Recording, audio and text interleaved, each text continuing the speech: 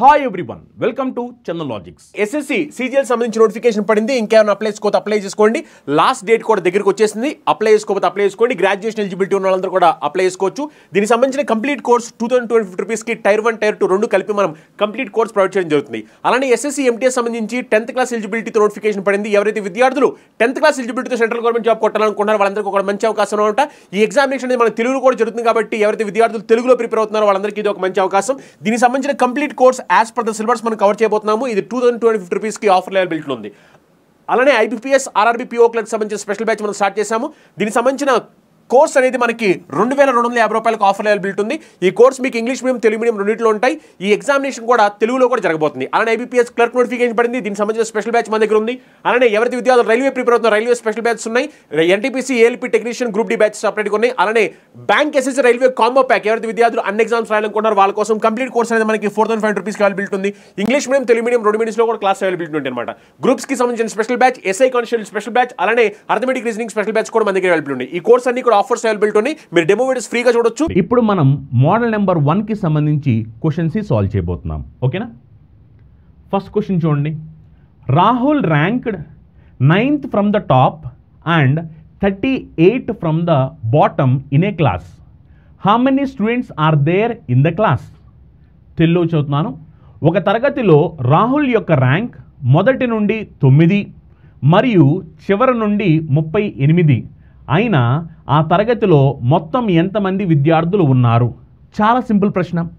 నిజానికి ఈ ప్రశ్న ఒకవేళ నేను చేసినట్లయితే కనుక డైరెక్ట్గా ప్రశ్నని చదివిన వెంటనే ఫ్రాక్షన్ ఆఫ్ సెకండ్స్లో ఆన్సర్ పెట్టేస్తాను. అవునా కదా?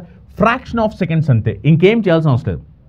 సార్ ఎలా పెట్టేశారు సార్ అంటే, నేను మీకు ఇప్పుడు దాకా కాన్సెప్ట్ ఎక్స్ప్లెయిన్ చేశాను కదా. ఒకవేళ నేను చెప్పిన కాన్సెప్ట్ మీకు బాగా అర్థం అయ్యుండి మీకు బాగా ఎడిషన్లు సబ్ట్రాక్షన్లు వస్తే ఈజీగా ఆన్సర్లు వస్తాయి. అవునా కదా? ఎందుకు మనం దీంట్లో ఎడిషను సబ్ట్రాక్షన్ కాకుండా ఇంకేమైనా చేస్తున్నామా? ఏమి చేయట్లా. కానీ ఎవరిని యాడ్ చేయాలి ఎవరిని సబ్ట్రాక్ట్ చేయాలి అన్న సంగతి తెలియాలి. తెలిసి ఆన్సర్లు వస్తాయి. ఇప్పుడు నేను డైరెక్ట్గా ఆన్సర్ ఎలా పెట్టాను అనేది నేను నెక్స్ట్ ఎక్స్ప్లెయిన్ చేస్తాను. బట్ ఫస్ట్ అయితే దీనికి నేను బొమ్మ వేసి నేను చూపిస్తాను. కానీ ఎగ్జామినేషన్లో నేను బొమ్మ వేస్తున్నాను కాబట్టి మిమ్మల్ని కూడా బొమ్మ వేయమని కాదు. ఇప్పుడు నేను చెప్పేది అందరికీ అర్థం అవ్వాలి కాబట్టి నేను బొమ్మ వేస్తున్నాను. కానీ మీరు ఎగ్జామినేషన్లో బొమ్మ వేశారా, చూసి పెట్టారా, చూడకుండా పెట్టారా, ఎవరికి కావాలి? ఆన్సర్ పెట్టారా లేదా, అదే పాయింట్. ఓకేనా? చూడండి ఒకసారి. ఇప్పుడు ఈ క్వశ్చన్ ప్రకారం ఏంటంటే Rahul rank 9th from the top. ఇది ఒక క్లాస్లో మొత్తం విద్యార్థులు వాళ్ళ ర్యాంకులు అనమాట ఇవన్నీ. ఓకేనా? ఇప్పుడు ప్రశ్న చెప్పిన దాని ప్రకారం ఏంటంటే రాహుల్, ఇతను రాహుల్ అనమాట. ఇతను రాహుల్ ర్యాంక్ ఏంటంట? Rahul rank 9th from the top అంటే రాహుల్ ర్యాంక్ మొదటి నుండి ఎంత అంట? మొదటి నుండి రాహుల్ ర్యాంక్ 9వ స్థానం. అండ్ 38 ఫ్రమ్ ద బాటమ్, దిగువ నుండి అంటే చివరి నుండి రాహుల్ ర్యాంక్ ఎంత అంటే ఇదేగా రాహుల్ ర్యాంక్. చివరి నుండి రాహుల్ ర్యాంక్ ఎంత అంటే 38. మనకు కావాల్సి ఏంటంటే మొత్తం ఎంతమంది విద్యార్థులు ఉన్నారు అనేది ప్రశ్న. అవునా? How many students are there in the class. ఇప్పుడు గమనించండి, నాకు ఒకే స్థానము నాకు మొదటి నుండి చివరి నుండి తెలిసింది. అప్పుడు నేను ఏం చేయాలని చెప్పాను? ఎప్పుడైతే ఒకే స్థానము మొదటి నుండి చివరి నుండి తెలిసిందో అప్పుడు మీరు చేయాల్సి ఏంటంటే 2 నెంబర్స్ని యాడ్ చేసి 1 సబ్ట్రాక్ట్ చేయాలి. అవునా కదా? టోటల్ కావాలి అంటే 2 నెంబర్స్ని యాడ్ చేసి 1 సబ్ట్రాక్ట్ చేయాలి. మరి 2 నెంబర్స్ని యాడ్ చేసి 1 సబ్ట్రాక్ట్ చేయాలి కాబట్టి 38 + 9 - 1 అప్పుడు ఎంత వచ్చింది మనకి ఆన్సర్? ఎంత అంటే 46. అవునా కదా? చాలా చాలా చాలా సింపుల్ అనమాట. అదే 46 ఆల్రెడీ ఇక్కడ నేను పెట్టేశాను. మరి నేను ఇదంతా చేయలేదు కదా అంటే ఎస్, నేను చేయలేదు. ఎందుకు చేయలేదు అంటే నాకు ఆల్రెడీ కాన్సెప్ట్ ఐడియా ఉంది. ఎవరిని యాడ్ చేయాలి ఎవరిని తీసేయాలి నాకు తెలుసు. అందుకని వెంటనే ఏం చేశాను? ఇక్కడ నాకు 9 అని కనిపించింది, ఇక్కడ నాకు 38 అని కనిపించింది. క్వశ్చన్ చెప్పిన దాని ప్రకారం నాకు ఒకే ప్లేస్ అంటే ఒకే స్థానము నాకు పైనుంచి తెలుసు, కింద తెలుసు. అప్పుడు 2 నెంబర్స్ని యాడ్ చేస్తా, 1 తీసేస్తా. అప్పుడు వెంటనే ఏం చేశాను? 38 + 9 - 1 వెంటనే ఆన్సర్ నేను 46 అని పెట్టేశాను. అని నేను నా మైండ్లో చేస్తాను. ఎందుకు మైండ్లో చేస్తాను అంటే ఏం చేశాను? నేను ఎడిషన్ చేసి 1 సబ్ట్రాక్ట్ చేశాను. సింపుల్ క్యాలిక్యులేషన్ అది. నాకు ప్రశ్న అర్థమైంది. ఎవరెవరిని యాడ్ చేయాలి, ఎవరిని తీసేయాలి తెలిసింది నాకు. అందుకే 2 నెంబర్స్ని యాడ్ చేశాను, 1 తీసాను, ఆన్సర్ అయిపోయింది అంతే. అంతేగాని మళ్ళీ నేను నీట్గా ఇలా బొమ్మేసి ఇదిగోండి రాహుల్, ఈ రాహుల్ ర్యాంకు పైనుంచి చూస్తే 9వ ర్యాంకు, అదే ర్యాంక్ రాహుల్ కింద నుంచి చూస్తే 38. ఇప్పుడు మొత్తం ఈ క్లాస్లో ఎంతమంది ఉన్నారు అంటే 38 + 9 - 1. ఇంత అవసరంలా. ఎందుకు అవసరం లేదంటే కళ్ళ ముందు ఆన్సర్ కనిపించిపోయింది, కాన్సెప్ట్ అర్థమైతే ఆన్సర్ ఫ్రాక్షన్ ఆఫ్ సెకండ్స్లో పెడతాము. ఇదంతా చేయాల్సిన అవసరం లేదు. ఓకేనా? నెక్స్ట్ ప్రశ్న. Arun ranked 17th from the top and 37 from bottom in a class. How many students are there in the class? ఒక తరగతిలో అరుణ్ యొక్క ర్యాంక్ మొదటి నుండి 17 మరియు చివరి నుండి 37 అయినా ఆ తరగతిలో మొత్తం ఎంతమంది విద్యార్థులు ఉన్నారు అని ప్రశ్న. అవునా కదా? సింపుల్ చూడండి. మొదటి నుండి 17, చివరి నుండి 37. ఎవరు అంటే అరుణ్. ఇప్పుడు నాకు కావాల్సి మొత్తం ఎంతమంది? సింపుల్గా 2 నెంబర్స్ని యాడ్ చేసి 1 తీసేయండి. తీసేస్తే ఆన్సర్ ఎంత? 53. ఎంత ఈజీ. 2 నెంబర్స్ని యాడ్ చేయడం, 1 తీసేయడం. ఎందుకు? ఒకే స్థానము నాకు మొదటి నుండి చివరి నుండి తెలుసు. ఒకే స్థానము మొదటి నుండి చివరి నుండి తెలిసినప్పుడు 2 అంకెల్ని కూడి 1 తీసివేయాలి. అదే కదా నేను మీకు నేర్పించింది. మరి 2 అంకెల్ని కూడి 17 + 37 - 1 చేస్తే ఆన్సర్ ఎంత అంటే 53. అవునా కదా? సింపుల్. పెన్ పేపర్ అవసరం లేదు. మీకు కావాలనుకుంటే నేను మళ్ళీ బొమ్మ వేసి చూపిస్తాను, కానీ గుర్తుపెట్టుకోండి, మీరు నిజానికి ఇలా ప్రతి ప్రశ్నకి బొమ్మ వేసి టైం వేస్ట్ చేయాల్సిన అవసరం లేనే లేదు. ఇది ఒక తరగతి. ఈ తరగతిలో ఇక్కడ అరుణ్ ఉన్నాడు. అరుణ్ ఏమిటంట? Arun rank 17th from top.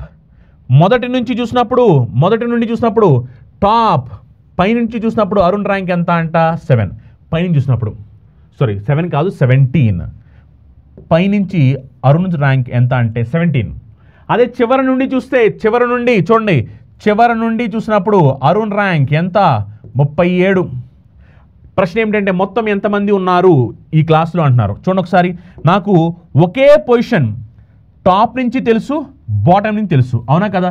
నాకు సేమ్ పొజిషన్ టాప్ నుంచి బాటమ్ నుంచి తెలుసు కాబట్టి అప్పుడు నేను ఏం చేయాలి? సింపుల్గా 2 నెంబర్స్ని యాడ్ చేసి నా టోటల్ కావాలంటే ఏం చేయాలి? టోటల్ కావాలంటే 2 నెంబర్స్ని యాడ్ చేయాలి కదా. 2 నెంబర్స్ని యాడ్ చేసి 1 సబ్ట్రాక్ట్ చేయాలి. అవునా కదా? అలా చేస్తే మనకి ఆన్సర్ ఏమొచ్చుద్ది? 53. అవునా కదా?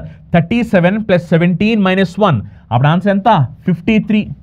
పెన్ను పేపర్ లేకోకుండా ఆన్సర్ పెడతాము. అంతేగాని ప్రతిదీ పెన్ను పెట్టి చేయాల్సిన అవసరం లేనే లేదు.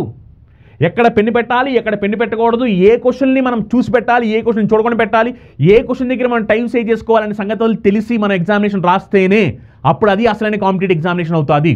అంతేగాని అన్ని ప్రశ్నలకి మనం అవసరం ఉన్నా అవసరం లేకపోయినా మొత్తం చేస్తూ ఉంటే టైం వేస్ట్ అది ఎగ్జామినేషన్లో. నెక్స్ట్ ప్రశ్న చూడండి. A class of boys stand in a single line. One boy is 19 in order from both the ends. How many boys are there in the class? తెలుగులో చదువుతున్నా. ఒక తరగతిలోని బాలురు అందరూ ఒక వరుసలో నిల్చున్నారు. ఒక బాలుడు మొదట నుండి మరియు చివరి నుండి కుడి 19వ స్థానంలో ఉన్నాడు.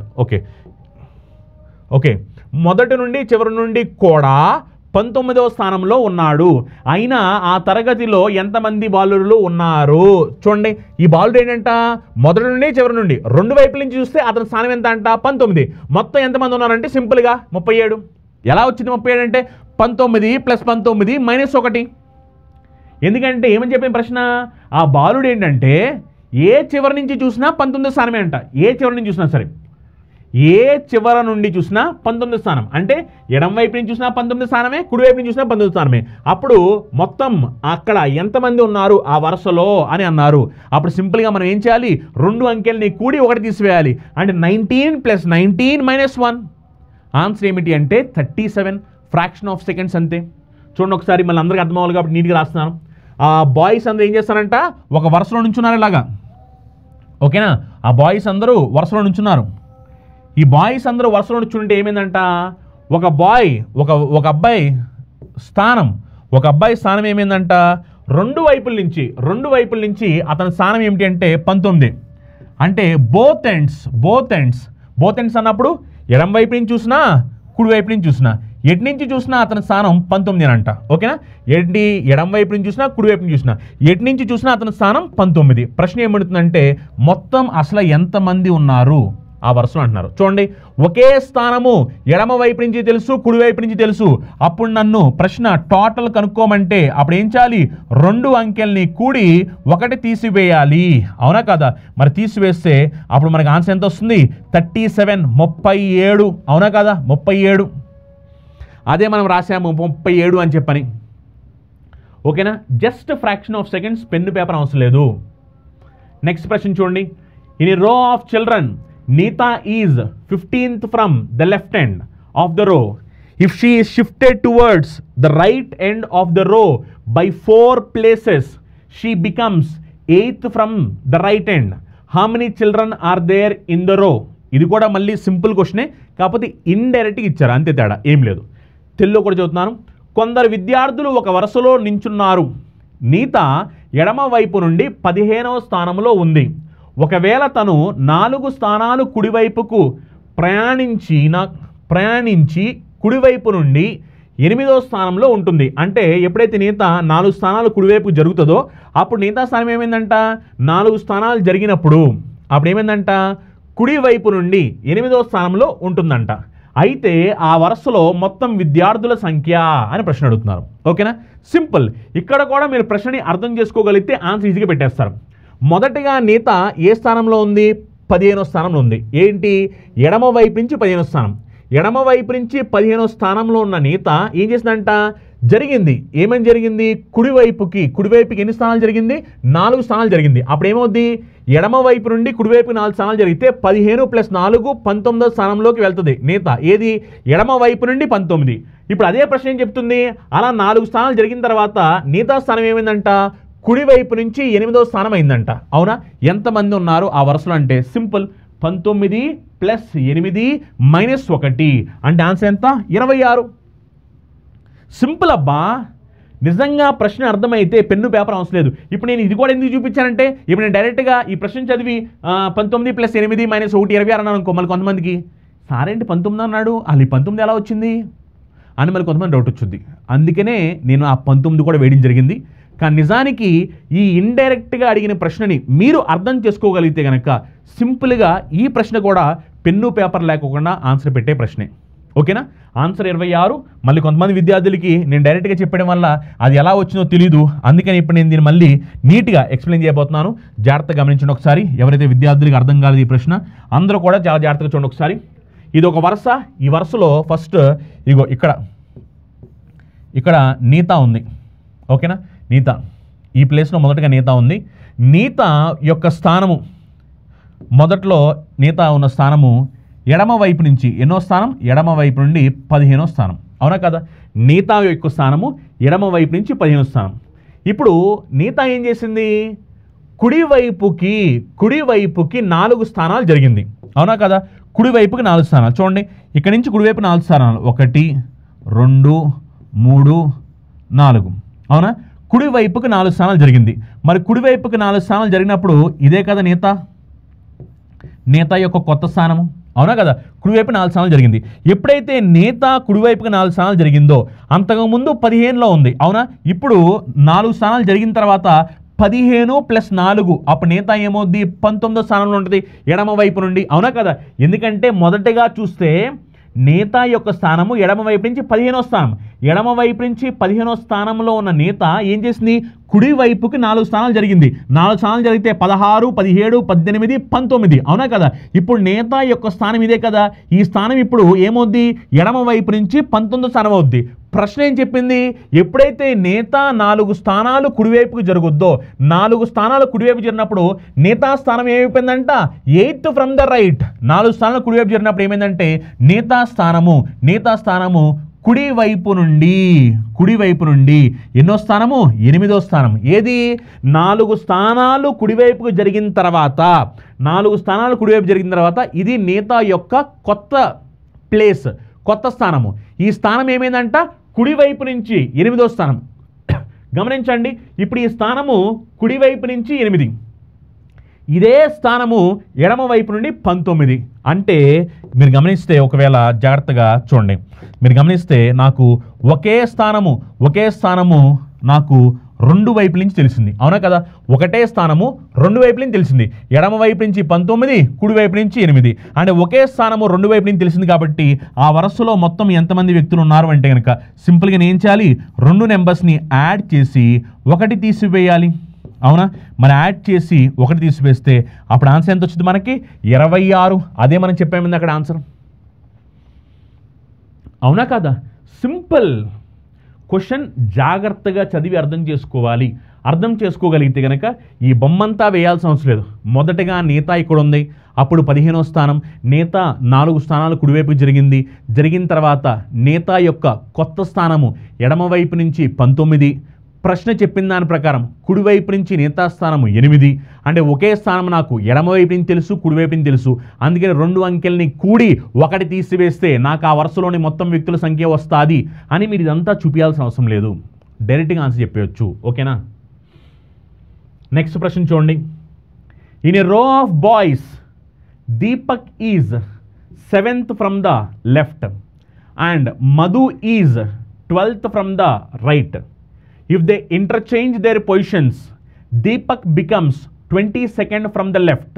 What is the total number of boys in the row? చూడండి ఒకసారి.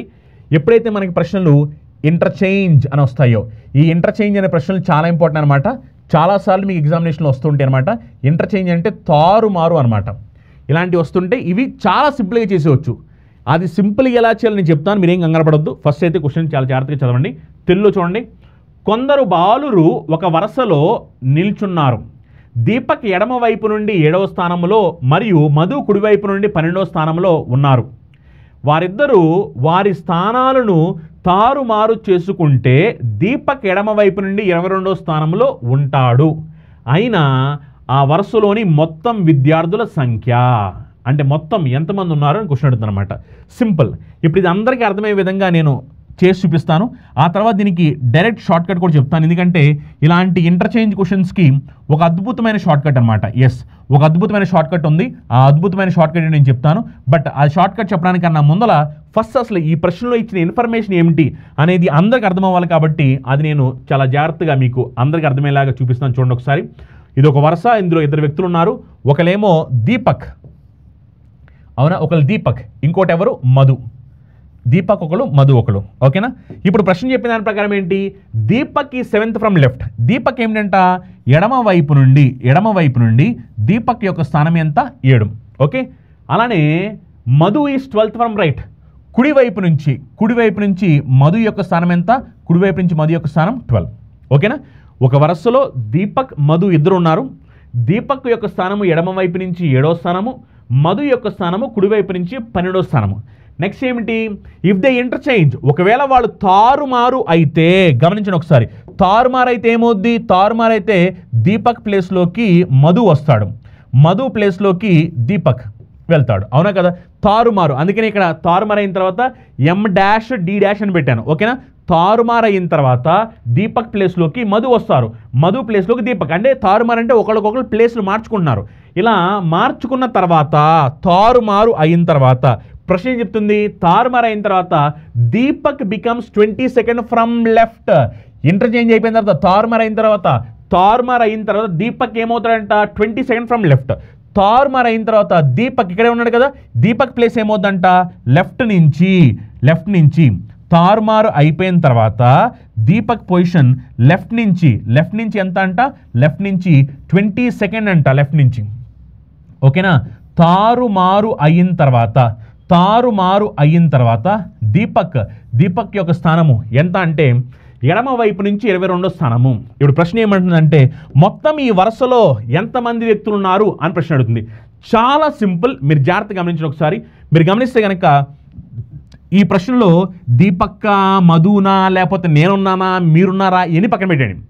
అది ఇంపార్టెంట్ కాదు. ఇక్కడ మీకు తెలియాల్సింది ఏమిటంటే ఒకే స్థానము రెండు వైపుల నుంచి తెలుస్తుందా లేదా అనేది చూడండి. ఇక్కడ ఇప్పుడు మీరు గమనిస్తే కనుక ఇది చూడండి, ఈ స్థానము ఎడమ వైపు నుండి ఎంత 22వ స్థానం, ఇదే స్థానము కుడివైపు నుంచి ఎంత 12వ స్థానము. అంటే మీకు ఒకే స్థానము మీకు ఎడమ వైపు నుంచి తెలుసు, కుడివైపు నుంచి తెలుసు. అప్పుడు నేను ఏం చెప్పాను, మీకు టోటల్ స్ట్రెంత్ కావాలి అంటే అలాంటప్పుడు నేను ఏం చెప్పానంటే 2 అంకెల్ని కూడి 1 తీసివేయాలని చెప్పాను. అవునా కదా? అందుకని 22 + 12 - 1 అవునా? అప్పుడు ఈ ప్రశ్నకి జవాబు ఎంత అంటే 33. అవునా కదా? 33 దీనికి ఆన్సర్ అవుద్ది. సింపుల్ కదా? మళ్ళీ మీరు కన్ఫ్యూజ్ అయిపోతూ ఉంటారు. ఆ దీపక్, మధు అది ఇదంతా కాదు. అక్కడ ప్రశ్న చాలా నీట్గా చెప్పింది. అక్కడ దీపక్ ఉన్నాడా, మధు ఉందా, ప్రియా ఉందా, నువ్వున్నావా, నేనున్నానా పక్కన పెట్టండి. పక్కన పెట్టి మనకు కావాల్సింది ఏమిటి? Total strength. వరుసలో మొత్తం ఎంతమంది విద్యార్థులు ఉన్నారు లేదా మొత్తం ఎంతమంది వ్యక్తులు ఉన్నారు అనేది ప్రశ్న. ఎంతమంది వ్యక్తులు ఉన్నో తెలియాలి అంటే ఫస్ట్ నీకు ఒకే స్థానము 2 వైపు నుంచి తెలిసి ఉండాలి. అందుకని నువ్వు గమనిస్తే ఏమైందంటే మనకి ఈ స్థానము మనకి ఎడమ వైపు నుంచి 22, అదే స్థానము కుడివైపు నుండి 12 అని తెలిసింది. ఒకే స్థానము ఎడమ వైపు నుండి కుడివైపు నుండి తెలిసినాయి కాబట్టి సింపుల్గా 2 అంకెల్ని కూడి 1 తీసివేస్తాము. 2 అంకెల్ని కూడి 1 తీసివేస్తే ఆన్సర్ వచ్చేస్తుంది. ఆన్సర్ ఏమిటి అంటే 33. ఆన్సర్ 33. ఓకేనా? అలా ఇలాంటి ప్రశ్నల్ని సింపుల్గా చేసేవచ్చు. మళ్ళీ మీకు డౌట్ వచ్చుద్ది, సార్ మరి ఇదంతా ఎగ్జామినేషన్లో మన వల్ల అవుద్దా? ఈ బొమ్మ అంతా వేసిదంతా సినిమా అంతా చేయడం కుదురుద్దా అంటే నిజానికి ఎగ్జామినేషన్లో ఇదంతా చేయాల్సిన అవసరం లేదు. ఎగ్జామినేషన్ పాయింట్ ఆఫ్ వ్యూలో గమనించండి. ఎగ్జామినేషన్ పాయింట్ ఆఫ్ వ్యూలో ఇంటర్చేంజ్ అర్థమైందా? ఎగ్జామినేషన్ పాయింట్ ఆఫ్ వ్యూలో ఇంటర్చేంజ్ అంటే తారుమారుకు సంబంధించి ప్రశ్న వచ్చి ఒకవేళ ప్రశ్న కనుక టోటల్ నెంబర్ అంటే ఆ వరుసలో మొత్తం ఎంతమంది విద్యార్థులు ఉన్నారు టోటల్ నెంబర్. ఒకవేళ మనకు కనుక ప్రశ్న ఇంటర్చేంజ్ అని వచ్చి మొత్తం టోటల్ ఎంతమంది అని ప్రశ్న అడిగితే కనుక అప్పుడు సింపుల్గా మీరు చేయాల్సింది ఏమిటి అంటే లాస్ట్ ఎవరి పేరైతే వస్తుందో అంటే లాస్ట్లో అది ప్రియ రావచ్చు, దీపక్ రావచ్చు, ఎవరైనా రావచ్చు. లాస్ట్లో ఎవరి పేరు వస్తుందో చూడండి. ఒకసారి లాస్ట్లో ఎవరి పేరు వస్తుందో చూడండి. లాస్ట్లో ఇక్కడ మీరు చూస్తే కనుక ఏమొచ్చింది? దీపక్ అని వచ్చింది. దీపక్ అవునా? దీపక్ అని వచ్చింది కాబట్టి లాస్ట్లో ఎవరైతే వచ్చారో వాళ్ళ నెంబర్ తీసుకోండి. లాస్ట్లో ఎవరైతే వచ్చారో వాళ్ళ నెంబర్ తీసుకుని మీరు చేయాల్సింది ఏమిటంటే ఎవరు నేమ్ అయితే రిపీట్ అవ్వలేదో ఇప్పుడు ఇక్కడ చూస్తే ఇక్కడ ఏమైంది? దీపక్ 2 సార్లు వచ్చాడు. అవునా కదా? దీపక్ 2 సార్లు వచ్చాడు కాబట్టి లాస్ట్లో వచ్చింది దీపక్. ఇప్పుడు దీపక్ లాస్ట్లో వచ్చాడు కాబట్టి దీపక్ యొక్క నెంబర్. అలానే రిపీట్ అవ్వకోకుండా ఎవరైతే ఖాళీగా ఉన్నారో వాళ్ళ నెంబర్. ఆ 2 నెంబర్స్ని యాడ్ చేసి 1 సబ్ట్రాక్ట్ చాలు. ఇంకేం చేయాల్సిన అవసరం లేదు. అర్థమైందా? ఎవరు నేమ్ అయితే 2 సార్లు రిపీట్ అయిందో, ఎవరి నేమ్ రిపీట్ అయింది 2 సార్లు? దీపక్. ఆబ్వియస్లీ దీపక్ లాస్ట్లో ఉన్నాడు. కాబట్టి ఆ లాస్ట్లో ఉన్న నెంబరు 2 సార్లు రిపీట్ అవ్వకోకుండా ఉన్న పేరు ఏదైతే ఉందో అది ఆ రెండింటిని కలపాలి, 1 సబ్ట్రాక్ట్ చేయాలి. ఇప్పుడు ఇక్కడ చూడండి ఒకసారి.